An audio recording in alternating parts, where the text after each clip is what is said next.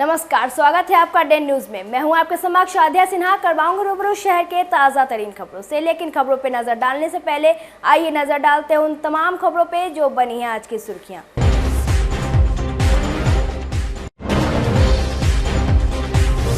अचानक स्कूटी में लग गई आग, पूरे कोर्ट परिसर में मच गई भगदड़। आग की चपेट में आने से बच गया मजिस्ट्रेट चैम्बर।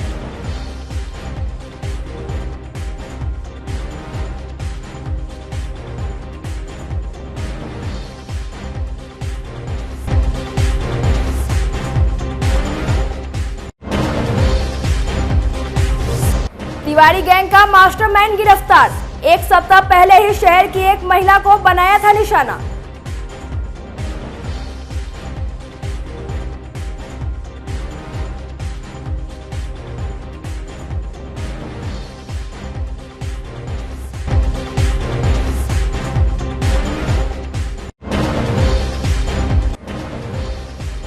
और दुष्कर्म के आरोप में एक युवक की लोगों ने कर दी जमकर पिटाई। मौके पर पहुंची पुलिस टीम को भी बना लिया बंधक।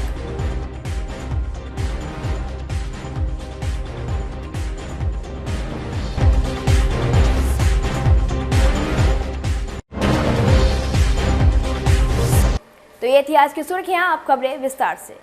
मुजफ्फरपुर के अहियापुर थाना क्षेत्र के 0 माइल पांडे पेट्रोल पंप के पास पिछले 5 सितंबर को अपराधियों ने एक वृद्ध महिला ब्रिज कुमारी देवी से हथियार के बल पर 85,000 रुपए लूट लिया था। इस घटना को अंतर जिला गिरोह के तिवारी गैंग ने अंजाम दिया था। पुलिस ने इस गैंग के मास्टरमाइंड हाजीपुर के दिग्घी कला पश्चिमी निवासी संतोष तिवारी को गिरफ्तार करने के साथ ही लूटा हुआ कैश से 7,000 बरामद कर लिया है। घटना में शामिल कई अन्य अपराधी पुलिस गिरफ्त से बाहर है। उन सभी की तलाश में पुलिस छापेमारी कर रही है। पुलिस की पूछताछ में सुनील तिवारी ने कई अहम खुलासे किए हैं। तिवारी गैंग मुजफ्फरपुर समेत बिहार के कई जिलों में लूटपाट जैसी घटना को अंजाम देता है। आलाधिकारियों की माने तो इस गिरोह को खत्म करने के लिए पुलिस ने विशेष तैयारी कर ली है। दिनांक 5/9/2023 को अहियापुर पुलिस स्टेशन के पास 0 माइल के समीप एक petrol pump Raghunath Singh petrol pump के यहाँ पर एक वृद्ध महिला जिसकी उम्र लगभग 80 साल थी से 4 लोगों ने मिलकर वो एक बैंक से पैसा निकाल के आ रही थी, तो उनका रेकी करते हुए लगभग 82,000 रुपये छीनने की घटना कारित की। इस घटना में कांड को दर्ज करते हुए SHO अहियापुर के नेतृत्व में एक टीम गठित की गई और टीम ने अलग अलग जगह के घटना स्थल से लेकर के बैंक तक के अलग अलग जगह के CCTV फुटेज का एनालिसिस किया गया। एनालिसिस से जितनी भी गैंग पूर्व में इस तरह के काम कर चुके हैं उन गैंग पे काम किया गया, तो क्लियर हुआ कि एक तिवारी गैंग है जो हाजीपुर बेस्ड है और पूरे बिहार में अलग अलग ज़िलों में जाकर इसी तरह से बैंक में रैकी करके छिनतई, लूटपाट या फिर ठगी की घटनाएं कारित करते हैं। उन्हीं के द्वारा ये घटना कारित की गई है। इसमें अग्रतर अनुसंधान में जो इस गैंग का मुख्य सरगना है जिसका नाम संतोष तिवारी है, जो हाजीपुर का रहने वाला है, को गिरफ्तार किया गया है और उसके पास से घटना में लूटे गए या फिर जो ठगी किए गए 7,000 रुपये बरामद किए गए हैं। और बाकी जितने भी इसकी गैंग के मेंबर्स हैं जो अभियुक्त हैं उनका भी पता लगाया जा रहा है और नाम उनका आ गया है, उनकी भी गिरफ्तारी की जा रही है। लास्टली ये लोग सब पहले भी अलग अलग थानों से बिहार के अलग अलग जिलों के अलग अलग थानों से पूर्व में भी जेल जा चुके हैं। मुजफ्फरपुर के अहियापुर थाना क्षेत्र के एक गांव में 8 साल की बच्ची के साथ दुष्कर्म का प्रयास करने वाले आरोपी युवक को ग्रामीणों ने पकड़कर जमकर पिटाई कर दी। इसी बीच आरोपी के समर्थन में उसके इस गांव वाले पहुंच गए। दोनों पक्षों के बीच झड़प हो गई। सूचना पर पहुंची पुलिस को एक पक्ष ने बंधक बना लिया। इसके बाद भारी संख्या में पुलिस फोर्स मौके पर पहुंचकर लोगों को खदेड़ दिया। उसके बाद माहौल शांत हुआ। पिटाई से घायल आरोपी युवक को मेडिकल में भर्ती कराया गया। पुलिस पूरे मामले की जांच में जुट गई है।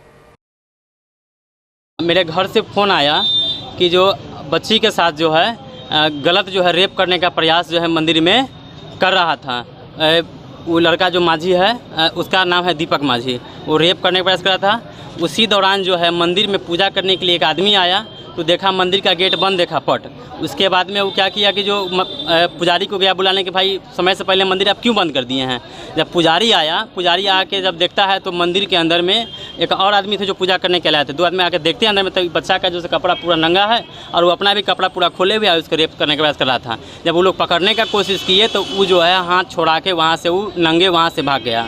ठीक है, तो ये जानकारी हमको मिला, घर से फ़ोन आया था, हमको मिला सब जानकारी और कहा गया घर से कि जल्दी से जल्दी हो सके घरे आइए। यहाँ का मैटर देखिए कि क्या हुआ है।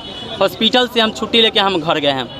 घर गए, घर जाने के बाद में हमको बहुत गुस्सा था कि भाई किसी के घर के बच्ची के साथ ऐसा होगा तो वो आदमी गुस्सा में रहेगा ही।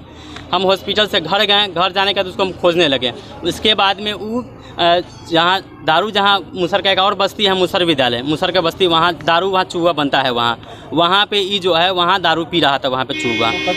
हाँ, लड़का का नाम है दीपक माझी, कहाँ का रहने वाला है? मुस्तफ़ेपुर का। फिर उसको वहाँ से हम उसको पकड़ के लाए दरवाजे पे। उसके बाद में हम प्रशासन को भी सूचना दिए। प्रशासन उस समय मंगल सर आए।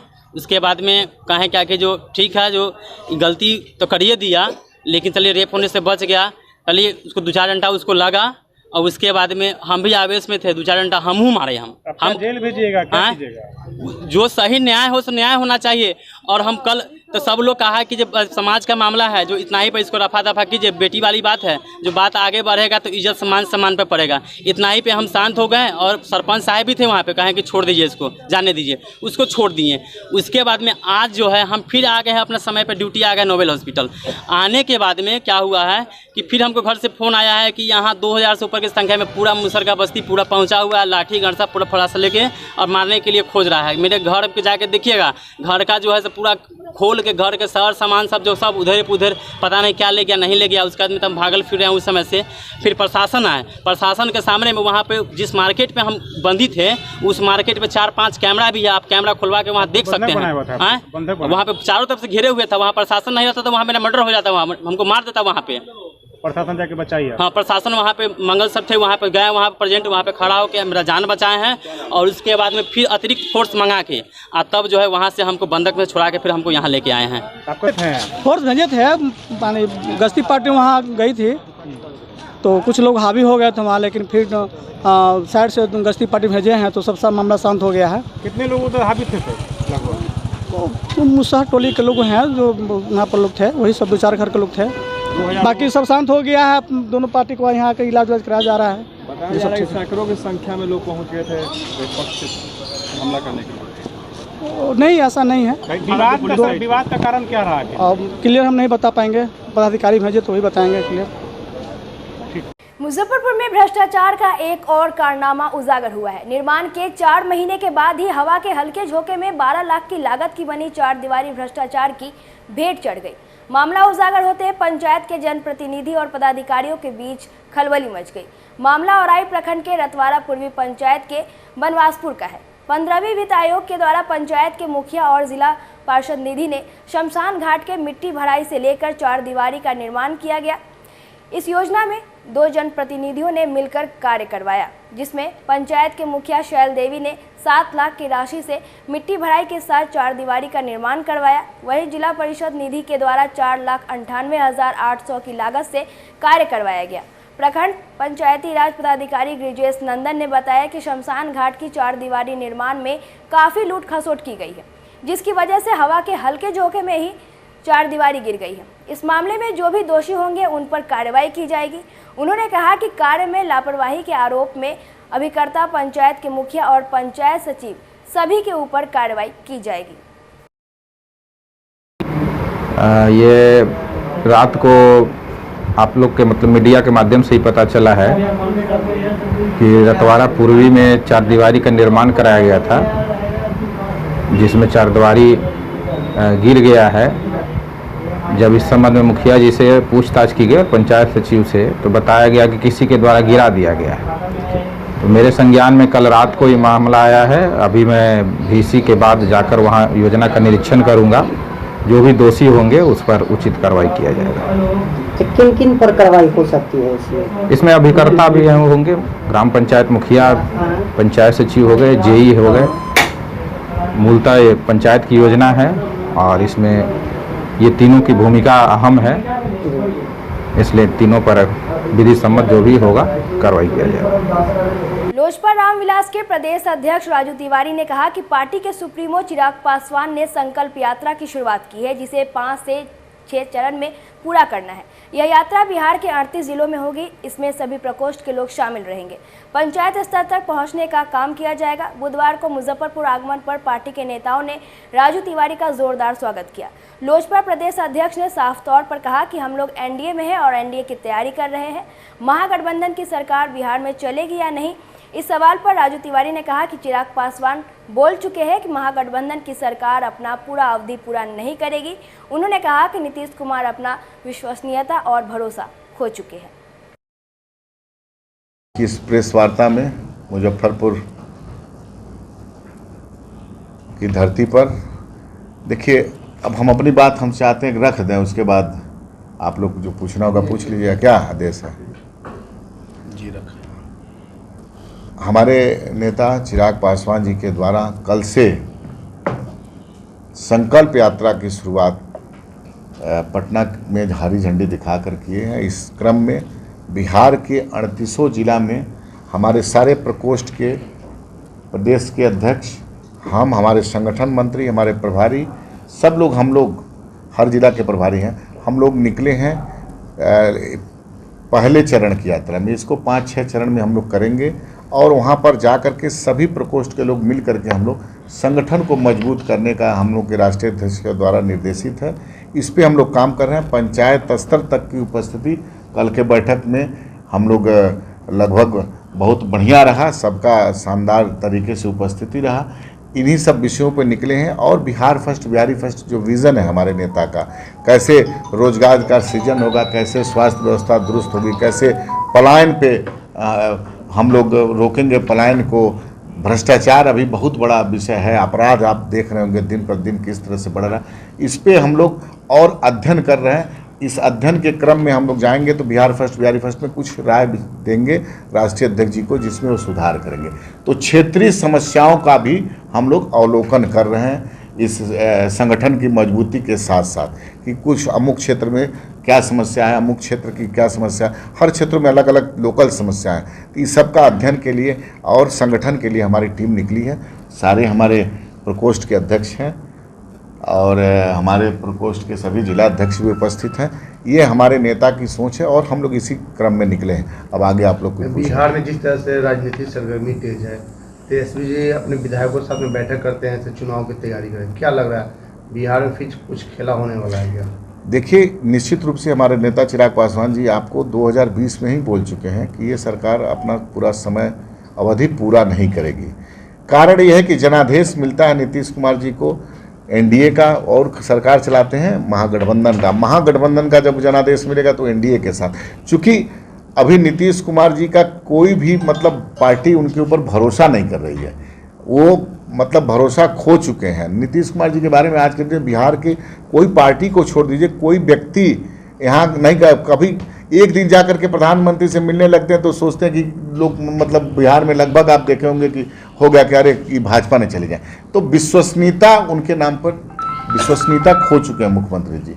तो इससे ज़्यादा नहीं कुछ करना। जो नेता विश्वसनीयता खो चुका है तो स्वाभाविक है कि बिहार में कुछ भी हो सकता है। क्या चिराग पासवान जी अकेले चुनाव उनकी पार्टी लड़ेगी या अलायंस के साथ? नहीं, अभी हम लोग एनडीए में हैं और बजाते एनडीए की हम लोग तैयारी कर रहे हैं। एनडीए में हमारी पार्टी 2021 में टूटने के बाद आप देखे होंगे कि निरंतरता में हम लोग हमारे नेता के साथ हमारे सभी अध्यक्ष प्रखंड स्तर तक गांव-गांव जा करके हमारे नेता खुद समस्या सुनते हैं और सब कहीं दुख सुख में जिसे कि है आना जाना उनका लगा रहता है।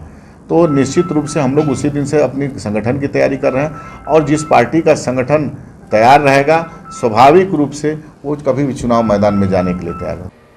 पूर्व केंद्रीय मंत्री रघुवंश प्रसाद सिंह की तृतीय पुण्यतिथि पर बुधवार को मुजफ्फरपुर के इमली चट्टी स्थित राजद कार्यालय में भावभीनी श्रद्धांजलि अर्पित की गई। मौजूद सभी नेता एवं कार्यकर्ताओं ने रघुवंश प्रसाद के चित्र पर पुष्प अर्पित कर उन्हें नमन किया। जिला अध्यक्ष रमेश गुप्ता ने कहा कि रघुवंश बाबू समाजवादी नेता, चिंतक एवं राष्ट्रीय जनता दल के संस्थापक सदस्यों में से थे। उनकी कमी खल रही है। वहीं बोचहा विधायक अमर पासवान ने कहा कि उन्होंने अपना पूरा जीवन पूरी सादगी के साथ जिया और हमेशा जनता के हित में काम किया। डॉक्टर रघुवंश बाबू जो समाजवादी नेता, चिंतक और राष्ट्रीय जनता दल के संस्थापक सदस्य रहे, डॉक्टर रघुवंश बाबू की तृतीय पुण्यतिथि पर हमने पार्टी कार्यालय में उनके चित्र पर पुष्पांजलि अर्पित करके और उनके जीवन पर प्रकाश डाल के लोगों से हम लोगों ने यही अपील किया है कि राष्ट्रीय जनता दल, चूँकि वो राष्ट्रीय जनता दल के संस्थापक सदस्य भी रहे हैं और राष्ट्रीय जनता दल के जो अभियान समिति जो था, लड़ाई वाली अभियान समिति, उसके राष्ट्रीय अध्यक्ष भी थे, इसलिए उनको हम लोगों ने आज याद किया। उनके साथ हम लोगों को पहले स्टूडेंट लाइफ से साथ रहने का, बाद में 96 में जब पहली बार पार्लियामेंट चुनाव लड़ने के लिए आए थे, एक सेगमेंट का इंचार्ज के रूप में, उस समय मैं प्रखंड अध्यक्ष हुआ करता था, उस समय एक सेगमेंट के रूप में उनके साथ काम करना और तब से लेकर मरणोपरांत तक उनके साथ हम लोग रहे। जब इनकी तबीयत खराब हो गई तो 3-4 दिन के लिए हम लोग दिल्ली जाकर इनके साथ रहने का, वाकई में ये महसूस नहीं होने दिया। अंदर से इनको लग रहा था कि हम बचने वाले नहीं हैं, लेकिन अंदर से महसूस इन्होंने नहीं होने दिया कि हम जाने वाले हैं। और हम लोग के साथ तो ऐसा ही बर्ताव 24 घंटे में 12 घंटा इनके साथ, सुबह 8 बजे से लेकर रात के 10 बजे 14 घंटा इनके साथ रहने का मौका मिलता था। इनसे बहुत कुछ सीखने का मौका मिला। आज हम लोग के अध्यक्ष बनने के बाद भी इस कार्यालय में आए थे, हम लोगों ने 20 में अध्यक्ष बना था 7 फरवरी को और 13 सितंबर को तक चले गए। इतना दिन मात्र उनके साथ काम करने का, अध्यक्ष के रूप में काम करने का मौका मिला, लेकिन प्रखंड अध्यक्ष के रूप में 25 साल से ऊपर उनके साथ काम करने का मौका हमको मिला। उन सब लोगों को लगता था कि रघुवंश बाबू हमारे काफ़ी नज़दीकी हैं। वो कार्यकर्ता के नेता और जनता के लिए अक्सर सोचा करते थे, जनता के बारे में कहते थे कि जनता के साथ हम कमिटेड व्यक्ति हैं, उन्हीं के लिए हम हैं, और वो जनता के लिए दिन और रात सोचते थे। अगर कोई एक पुर्जा चिट दे देता था उनको लिखकर कि हमारा ये समस्या है, सर्किट हाउस में आने के बाद उस पर विचार करते थे, उसके लिए एक चिट्ठी लिखते थे, चाहे वो राष्ट्रपति के यहाँ भेजना हो, चाहे मुख्यमंत्री जी के यहाँ भेजना हो या प्रधानमंत्री जी के यहाँ भेजना हो, डेली 10 से 12 चिट्ठियाँ वो लिखा करते थे। ऐसे थे रघुवंश बाबू। आज उनकी जयंती पुण्यतिथि मनाकर और हम लोग मर्मित हैं, चूँकि हम लोग के साथ रहे हैं, हम उनके साथ रहे हैं, हम लोग के नेता रहे हैं, हम उनके परिवार के, हमारे परिवार के रहे हैं। आज हम लोग के बीच नहीं है, आज हम लोग को इसकी कमी खल रही है। जी आज हम लोग श्रद्धेय रघुवंश बाबू की तृतीय पुण्यतिथि पे आज राजद कार्यालय पे उपस्थित हुए और सभी सम्मानित नेतागण ने उनके प्रति श्रद्धा अर्पित करते हुए श्रद्धा सुमन अर्पित की और बिल्कुल बहुत कुछ सीखने को मिला है। हम तो काफ़ी छोटे थे और अक्सर बाबूजी के मुंह से उनकी जो व्यक्तित्व की तारीफ सुनने को मिलती थी और बिल्कुल उतनी ही सादगी के साथ उन्होंने अपना जीवन जिया और उन्होंने जनता और समाज हित में हमेशा कार्य करते रहे। इंटरनेट के क्षेत्र में घर घर तक पहुंच बन चुके डेन नेटवर्क एक बार फिर अपने उपभोक्ताओं के लिए ज़बरदस्त प्लान लेकर आया है। डेन ब्रॉडबैंड के मुजफ्फरपुर एरिया इंचार्ज सरफराज अली ने बताया कि 3 तरह का नया प्लान आया है, जिसमें पहला 2500 में 75 Mbps स्पीड के साथ 3 महीने तक सेवा मिलेगी। इसमें राउटर फ्री है। दूसरा प्लान है 3500 का, जिसमें 75 Mbps स्पीड के साथ 3 महीने तक अनलिमिटेड सेवा उपलब्ध है। इस प्लान में भी ग्राहकों को 5G डिवाइस फ्री मिलेगा। और तीसरा प्लान 4500 की है, जिसमें उपभोक्ताओं को 200 Mbps स्पीड के साथ 6 महीने तक अनलिमिटेड सेवा मिलेगा। विशेष जानकारी के लिए मोबाइल नंबर 8795759872 पर संपर्क किया जा सकता है। अभी 3 नया प्लान लॉन्च किए हैं। एक प्लान है 2500 रुपये में 75 Mbps 3 महीने के लिए है, विथ राउटर फ्री दे रहे हैं। वाईफाई जो राउटर 5G होता है वो फ्री दे रहे हैं, डिवाइस का कोई चार्जेस नहीं है। दूसरा प्लान है 75 Mbps का है, 3500 रुपये में 6 महीने के लिए अनलिमिटेड है, उसमें भी 5G डिवाइस फ्री दे रहे हैं। तीसरा प्लान है 200 Mbps है, 4500 रुपये में 6 महीने के लिए अनलिमिटेड दे रहे हैं, स्पीड दे रहे हैं। कब तक इसके लिए चलेगा? ये अभी तक कोई निश्चित नहीं है कि या लॉन्ग टाइम तक चलेगा। जब तक कस्टमर का डिमांड रहेगा, जब तक उनको ज़रूरत रहेगा, वो मिलता रहेगा। ये प्लान ये बंद होने वाला नहीं है। किसी को लेना हो तो कैसे?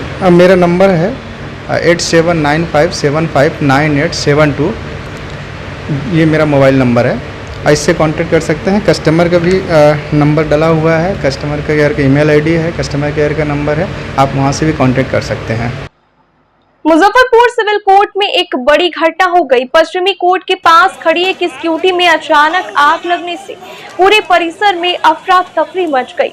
आग की लपट इतनी तेज थी कि उसका धुआं दूर दूर तक देखा गया। जिस जगह पर स्कूटी में आग लगी ठीक उसके बगल में मजिस्ट्रेट का चेंबर है और उसके कोर्ट में काम चल रहा था।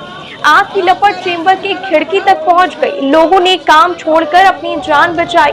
15 मिनट तक स्कूटी जलती रही। कई लोगों ने अग्निशमन यंत्र से आग बुझाने की कोशिश की, लेकिन आग पर काबू नहीं हो सका। थोड़ी देर के बाद दमकल की 2 गाड़ियां मौके पर पहुंचकर आग पर काबू पाया। हालांकि आग लगी कि इस घटना में जान माल की कोई क्षति नहीं हुई है।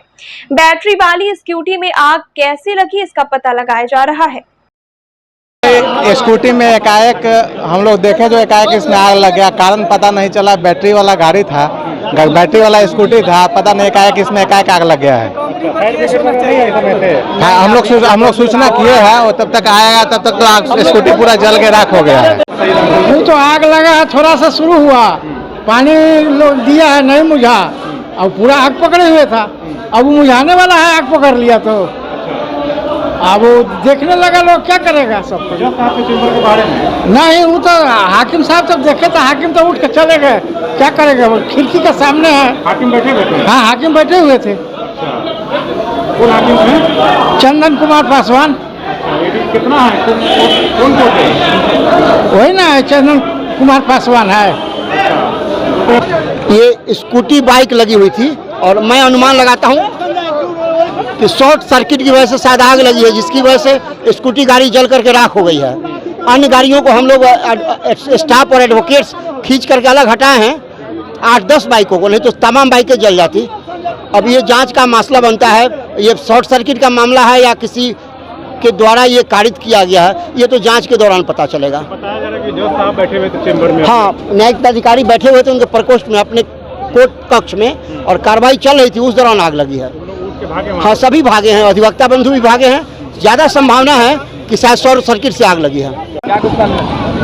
सूचना यही है कि स्कूटी वहाँ लगी हुई थी, उसमें कोई टेक्निकल फॉल्ट आ गया, उसी में आग लग गई, लेकिन सब नियंत्रण में कर लिया गया है। चैम्बर में भी पहुँचे आग, उससे पहले ही बुझा दिया गया। कौन कोर्ट है सर?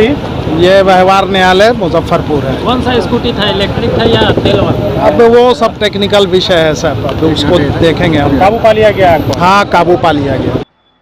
बेखौफ चोरों ने पुलिस की गश्ती को धता बताते हुए मेन रोड के एक दुकान को निशाना बना लिया। घटना मुजफ्फरपुर के मिठनपुरा थाना क्षेत्र के हरिसभा राधे कृष्ण मंदिर के सामने की है। मंगलवार की देर रात चोरों ने अंशु किचन हाउस नामक क्रॉकरी दुकान का ताला तोड़कर 6000 कैश समेत 2 लाख के पीतल के बर्तन पर हाथ साफ कर दिया। दुकानदार सोनू कुमार जब सुबह मॉर्निंग वॉक के लिए निकले तो देखा कि उनकी दुकान का ताला टूटा हुआ है। सूचना पर पहुंची पुलिस ने मामले की जांच शुरू कर दी है। शहर के बीचों बीच दुकान में हुई चोरी की घटना से व्यवसायियों में पुलिस के खिलाफ काफी गुस्सा है। मिठनपुरा थानेदार राकेश कुमार ने बताया कि सीसीटीवी फुटेज के आधार पर चोरों का पता लगाया जा रहा है। पता चला सुबह में हम टहलने के दरगान में अपना डेरा पर से पानी टंकी चौक पर जा रहे थे, आए तो देखने में मिला मेरा दुकान पर तीनों के कोई ताला नहीं था। फिर अपना फाटक धीरे से खोल के देखे तो मेरा सामान पूरा छीटा उटा था। फिर हम मिठनपुरा थाना का फ़ोन किए, मिठनपुरा थाना वाला आया तो उसके साथ हम अंदर में घुसे तो पीतल का सामान बोरिया में रखे हुए थे। बोरा में 3 बोरा सामान था, पूरा अंदर में घुसा कर रखे थे। वो पीतल के 3 बोरा सामान गायब है, बस पीतल का थाली था, काउंटर के पास रखे थे। तो काउंटर वाला 2 बंडल थाली था, दोनों बंडल थाली ले गए और 7 पीस मिल्टन का थर्मस है, 7 पीस थर्मस लेकर चला गया। महंगा सामान? हाँ, कॉस्टली सामान है। ये रात में ही घुसा होगा? अनुमान है 2 बजे के बाद कोई घुसा है इसमें। कैसे घुसा अंदर में, प्रवेश कैसे किया? वही तो मेन गेट का 3 ताला के काट दिया, काट के फाटक अनुराग है तब चला गया, अंदर घुसा है। क्या नुकसान है? नुकसान मेरा पीतल का सामान कम से कम 1.5 से 2 लाख रुपये। कैश वगैरह? 6000 रुपया बैंक वाला के देने के लिए रखे थे डायरी में, तो वो 6000 रुपया डायरी वाला सिक्का उक्का छोड़ दिया, लेकिन 10 टकिया 5 टकिया 1500 2000 के वही होगा, तो वो सब ला रहे हैं। जातीय जनगणना सर्वेक्षण पर जनता का करोड़ों रुपए खर्च करने एवं समय पर जातीय सर्वेक्षण रिपोर्ट प्रस्तुत न करने के विरोध में भाजपा ओबीसी मोर्चा की ओर से बुधवार को मुजफ्फरपुर के कल्याणी चौक पर मुख्यमंत्री नीतीश कुमार का पुतला दहन किया गया। मोर्चा के जिलाध्यक्ष विकास गुप्ता आदित्य ने कहा कि मुख्यमंत्री ने 500 करोड़ रुपए का बजट जातीय जनगणना सर्वेक्षण कराने के नाम पर दिया, लेकिन उनके खर्च का ब्यौरा नहीं दे पा रहे हैं। इसके अलावा उन्होंने आज तक समय पर जातीय जनगणना रिपोर्ट को प्रस्तुत नहीं किया। वे अपनी नाकामी को छिपाने के लिए प्रधानमंत्री को हमेशा से ही निशाना बनाते आए हैं, जिसे जनता भाली भांति समझती है। मौके पर मोर्चा के प्रदेश कार्य समिति सदस्य वीर चंद्र प्रसाद, अजय कुमार, चंद्रवंशी, सुबोध कुमार सहित दर्जनों नेता मौजूद रहे।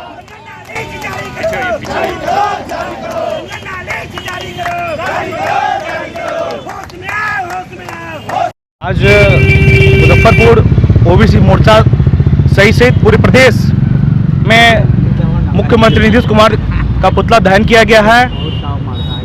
विशेष रूप से दहन का कार्यक्रम इसलिए किया गया है, मुख्यमंत्री नीतीश कुमार ने जो जनता को गुमराह करने का काम किया, उनका 500 करोड़ रुपया जो जनता का जो खर्च किया, उसका अभी तक कोई डेटा अभी तक जारी नहीं किया उन्होंने।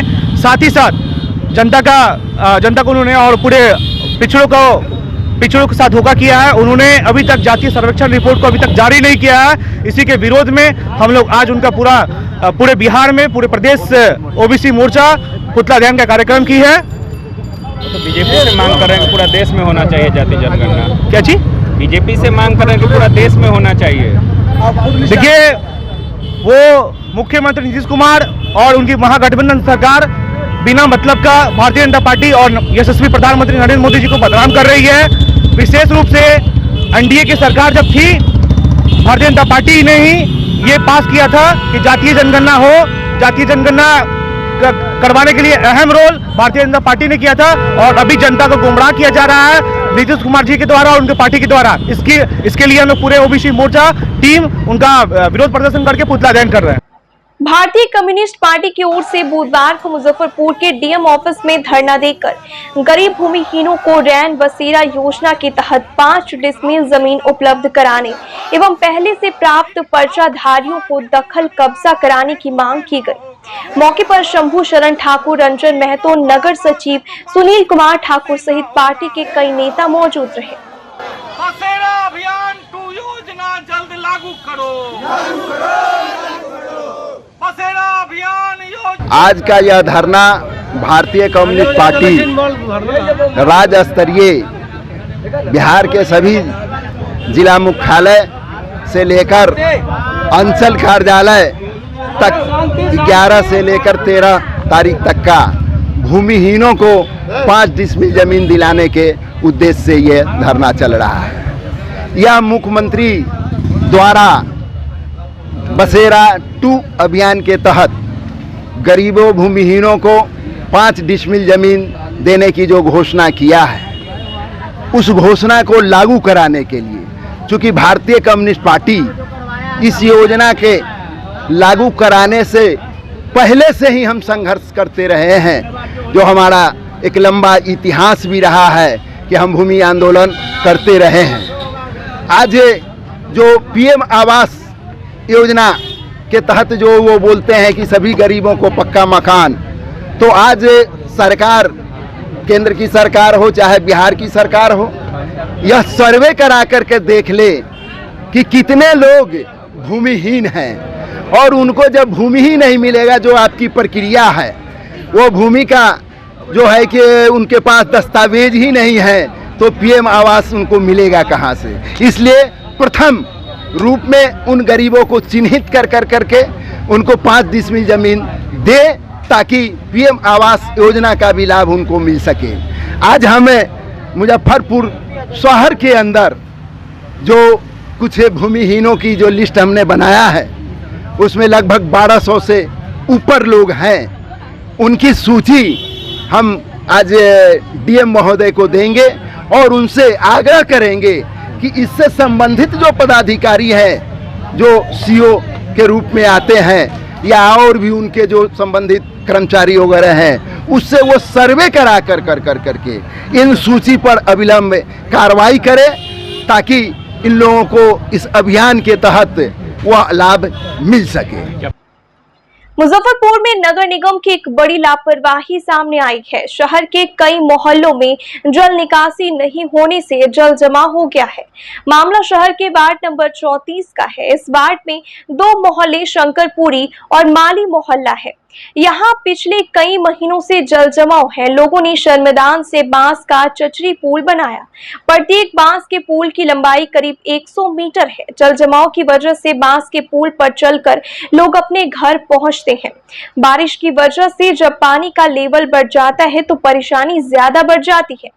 पार्षद चंदा देवी के प्रतिनिधि सतीश कुमार उर्फ सोनू सिंह ने बताया कि नगर आयुक्त को कई दफे जल जमाव से मुक्ति के लिए संपर्क किया गया।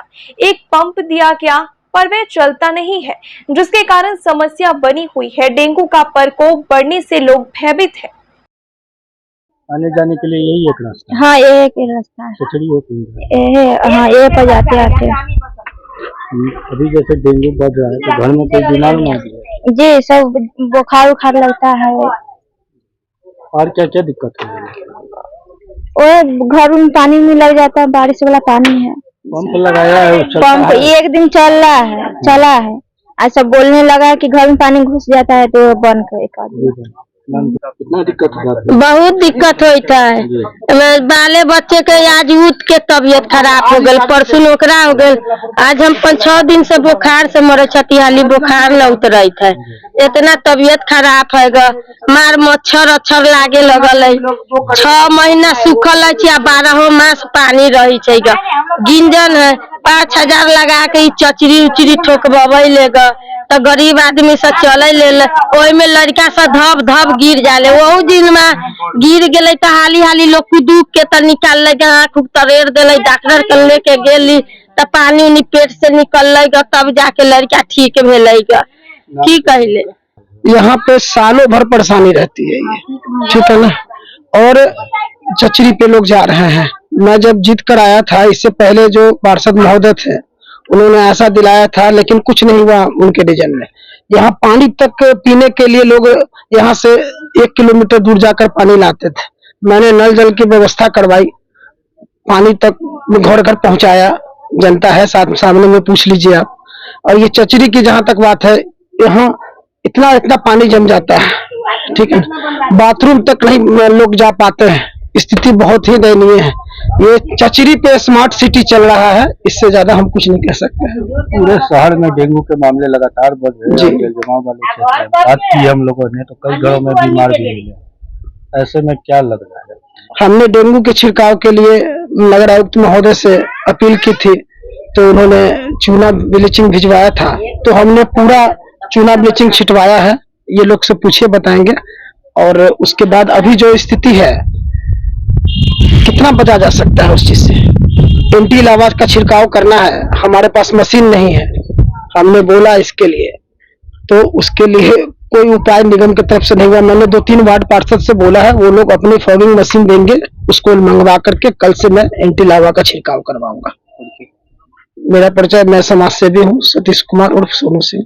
मुजफ्फरपुर में बुधवार को डेंगू के 2 नए मरीज मिले हैं। इसके साथ ही जिले में डेंगू मरीजों की आधिकारिक संख्या 34 हो गई है। नए मरीजों में 1 मड़वन और 1 मुशहरी का है।